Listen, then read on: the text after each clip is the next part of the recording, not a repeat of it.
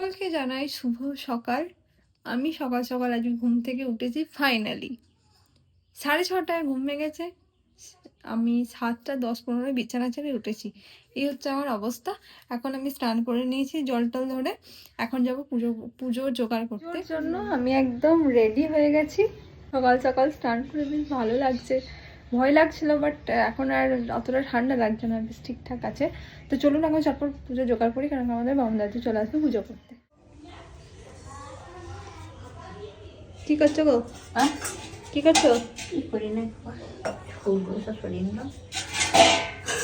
ফলগুলো ধুয়ে আনতে হবে নাকি? এখন ছাদে এলাম একটু আমের শাখা পাড়তে।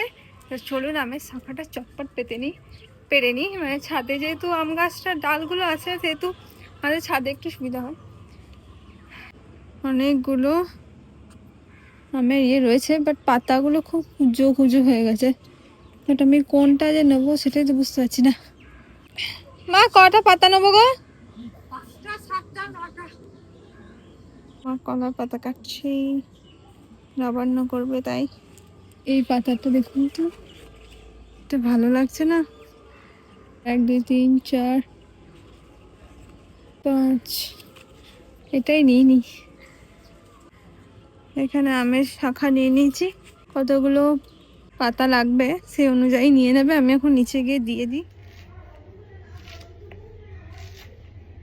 জোগাড় করেছি মোটামুটি, আপনাদের সাথে একটু শেয়ার করছি প্রথমবার।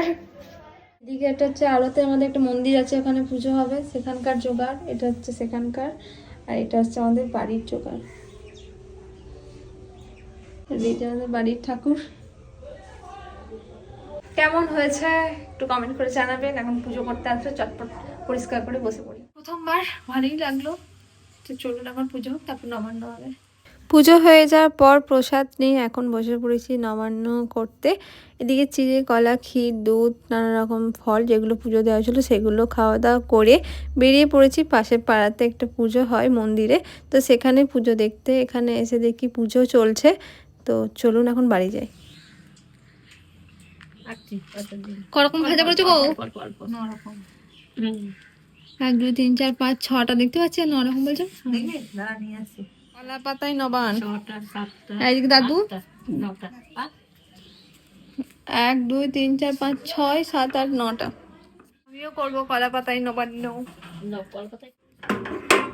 দাদা দিচ্ছে। এত দেরি করে এলে? দেরি হলো ঘুরতে ঘুরতে।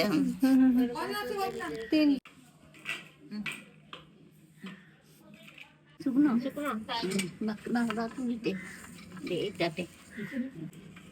একদিনে তো খাওয়া যাবে না। না ওই দিন তো মাখিয়ে দিই না। কোথায় বাড়ি তোমাদের? পাড়াতে এই বুড়ি পুকুরে? ও, কত কষ্ট করে এসেছে।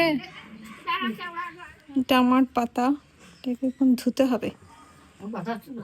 না এটাই নেবো, এটা ভালো বটে, কিন্তু ধোবো এটাকে আগে। রেডি আমার থালি, আজকের থালি, নবান্নের থালি।